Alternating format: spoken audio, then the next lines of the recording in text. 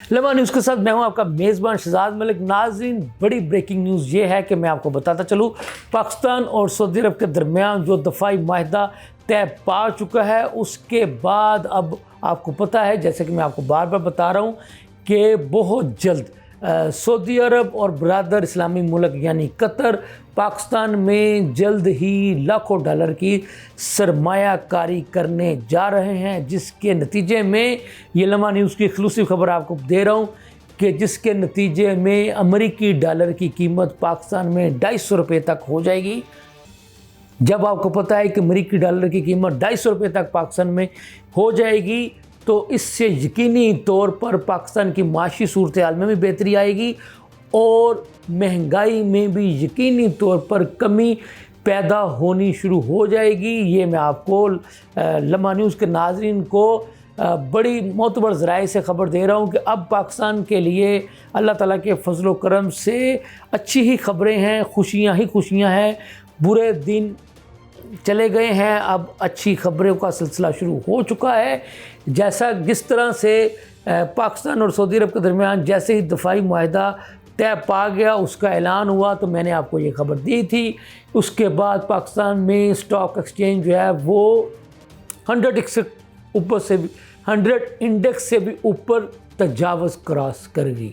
इसी तरह से मैं अब आपको बता रहा हूँ, जब सऊदी अरब और कतर की लाखों डॉलर की सरमायाकारी पाकिस्तान में आएगी, बार बार कह रहा हूँ, तो उसके नतीजे में अमेरिकी डॉलर की कीमत जब नीचे आएगी, यानी वो 250 रुपये तक आ जाएगा, तो यकीनन उससे पाकिस्तान की माशी सूरत हाल में बेहतरी आएगी, पाकिस्तान में महंगाई में भी कमी आएगी और इंशाअल्लाह ताला ग्रेजुअली पाकिस्तान माशी तौर पर भी अपने पाँव पर खड़ा होना शुरू हो जाएगा।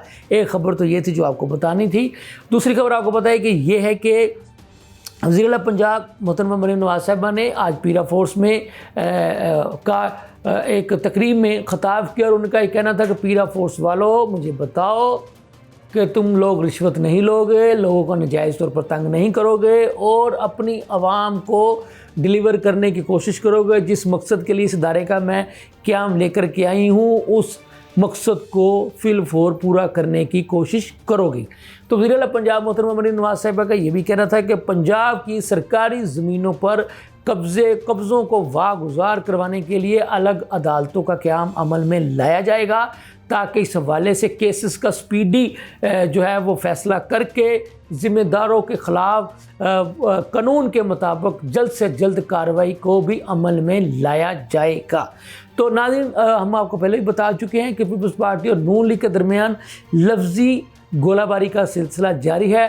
चेयरमैन पीपल्स पार्टी हो या उनकी बहन ख़तून अव्वल का, जिनको आपको पता है कि दर्जा हासिल है, यानी मोहतरमा आसफ़ा भुट्टो ज़रदारी साहिबा, ये लगातार कह रहे हैं कि बेनज़ीर इनकम सपोर्ट प्रोग्राम के ज़रिए से पंजाब के सैलाब ज़दगान की मदद ना करना ज़्यादती होगी।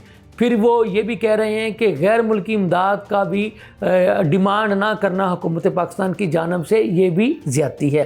पीपल्स पार्टी के रहनुमाओं ने इस्लामाबाद में प्रेस कॉन्फ्रेंस की, यानी नदीम अफजल चंद साहब ने, चौधरी मंजूर साहब ने, तो उनका भी ये कहना था कि पंजाब में नाक़स हिकमत अमली की वजह से सैलाब ज़दगान की तादाद में इजाफ़ा हुआ और उनका भी यही कहना था कि पंजाब में बेनज़ीर इनकम सपोर्ट प्रोग्राम के ज़रिए से सैलाब मुतासिर की मदद ना करना अफसोसनाक अमल है।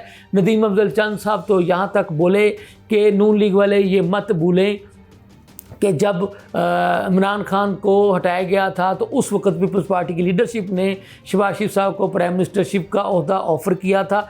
अब भी जब वो जो मौजूदा हुकूमत का क़याम अमल में आया गया है, तो उसमें भी पीपल्स पार्टी के वोट की वजह से मौजूदा हुकूमत क़याम में आई है। लिहाजा नून लीग वाले ये मत भूलें कि आप लोग कौन से फार्म के नतीजे में हुकूमत में आए हो। तो इसी का जवाब देते हुए पंजाब हुकूमत की तर्जुमान अज़मा बुखारी साहिबा का ये कहना था कि पीपल्स पार्टी के कुछ नाकाम लोग बंद कमरों में बैठकर, घरों में बैठकर सिर्फ ये फैसला करने की कोशिश कर रहे हैं कि कहाँ से बंद तोड़ना चाहिए थे, कहाँ से नहीं तोड़ना चाहिए था। उनका ये कहना था कि इनको क्या पता हो ये पंजाब को मशवरा देने की बजाय अपनी लीडरशिप को मशवरा दे और अपने सिंध को देखे जाकर, जहाँ पर इन्होंने खंडरात बना दिए हैं। तो अज़मा बुखारी ये कहती हैं कि सबको इल्म है कि बेनज़ीर इनकम सपोर्ट प्रोग्राम का जिससे जिन लोगों ने मुस्तफ़ीद होना होता है उनका एक अपना तरीक़ाकार है। अगर उसके मुताबिक चलेंगे तो फिर तो सैलाब ज़दगान की इमदाद में तख़ीर हो जाएगी। तो पंजाब हुकूमत तो बड़ी जो है ना तेज़ रफ्तारी के साथ सैलाब ज़दगान की इमदाद में मसरूफ़ है। वज़ीर पंजाब मोहतरमा मरीम नवाज़ साहिबा और उनके वज़रा की टीम जो है वो दिन रात सैलाब ज़दगान के अज़ला में ही मौजूद है, दिन रात वहाँ पर काम कर रही है। और ख़ुद पीपल्स पार्टी के ये जो बंद कमरों में बैठ के जिनका ये काम है ना, रोज़ाना की बुनियादों पर सिर्फ सैलाब के नाम पर सियासत करना या प्रेस कॉन्फ्रेंस करना, वो ज़रा अपने चेयरमैन बिलावल भुट्टो ज़रदारी के बयानात को देख लें, जो पंजाब में आकर ये कह चुके हैं कि हाँ, पंजाब की वज़ीर आला मरीम नवाज़ साहिबा सैलाब ज़दगान को बेहतर तरीके से इमदाद फराहम कर रही हैं और उनको बेहतर तरीके से रेस्क्यू कर रही हैं। तो वो कहती हैं कि ये अब मैं इनको क्या कहूँ कि जिनका इस वक्त गुजारा ही जो है वो सैलाब ज़दगान की सियासत पर हो रहा है। तो बहरहाल ये फिर इनको कहूँगी कि पंजाब की वज़ीर आला या पंजाब हुकूमत पर तनकीद करने से पहले अपने चेयरमैन के बयानात को तवज्जो से देख भी लिया करे, उस पर गौर भी कर लिया करे।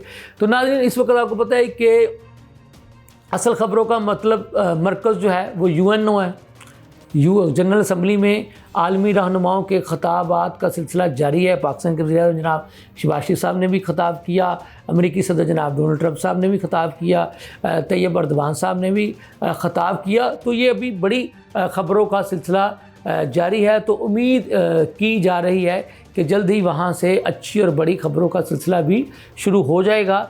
तो एक ख़बर तो ये भी है कि जो फ्रांसीसी जो सदर हैं वो भी अमेरिकी सदर के सामने डट गए हैं और उन्होंने कहा है कि अगर आपने फ़लस्तीन में जुल्म सितम का जो है वो सिलसिला ना रुकवाया, गज़ा पर जुल्म सितम का सिलसिला ना रुकवाया, जंग बंदी ना करवाई, तो आप फिर नोबल इनाम भी भूल जाएं। तो ये उन्होंने सीधी सीधी जो है वो अमेरिकी सदर को धमकी लगा दी है। अब देखने वाली बात यह है कि इसके नताइज क्या सामने आएंगे। इसके साथ ही मुझे इजाज़त दीजिए। अल्लाह हाफ़िज़।